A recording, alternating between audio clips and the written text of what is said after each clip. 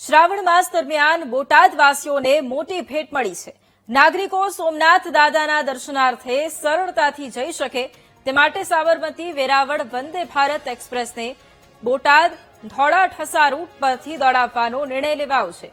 આજે સાબરમતી વેરાવળ વંદે ભારત એક્સપ્રેસ ટ્રેનનું બોટાદમાં આગમન થયું। રેલવે સ્ટેશન પર કેન્દ્રીય મંત્રી નિમુબેન બામડિયા, ધારાસભ્ય શંભુનાથજી ટુંડિયાએ ટ્રેનનું પ્રસ્થાન કરાવ્યું। તો આગળ બોટાદ રેલવે સ્ટેશન, ધોળા રેલવે સ્ટેશન, ઠસા રેલવે સ્ટેશન પર વંદે ભારત એક્સપ્રેસ ટ્રેનનું સ્વાગત કરવામાં આવ્યું। પહેલા વંદે ભારત એક્સપ્રેસ ટ્રેન રાજકોટ, સુરેન્દ્રનગર, વિરમગામ થઈને સોમનાથ જતી હતી, પરંતુ હવે નવા રૂટ મુજબ હવે સાબરમતી, ગાંધીગ્રામ, ધોળકા, ધંધુકા, બોટાદ, ઠસા, ચુતલ, જેતલસર, જૂનાગઢ અને વેરાવળ જશે। બોટાદ જિલ્લામાં વંદે ભારત એક્સપ્રેસ ટ્રેનનો સ્ટોપ મળતા મુસાફરોમાં આનંદ જોવા મળ્યો।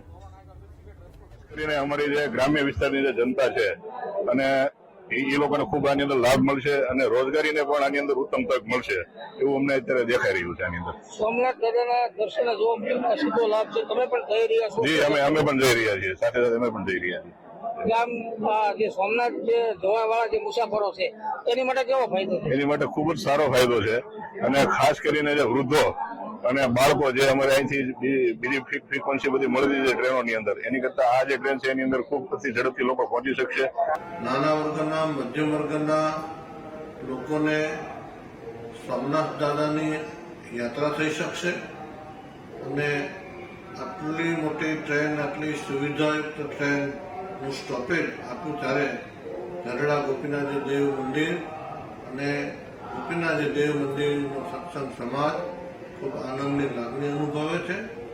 સરકારને અને આ વિભાગના જે કંઈ કર્મચારીઓ છે, જે કંઈ મહેનત કરી છે ગુજરાત સરકારે કે રાજકીય નેતાઓએ, બધાને હૃદયથી ખૂબ ખૂબ અભિનંદન।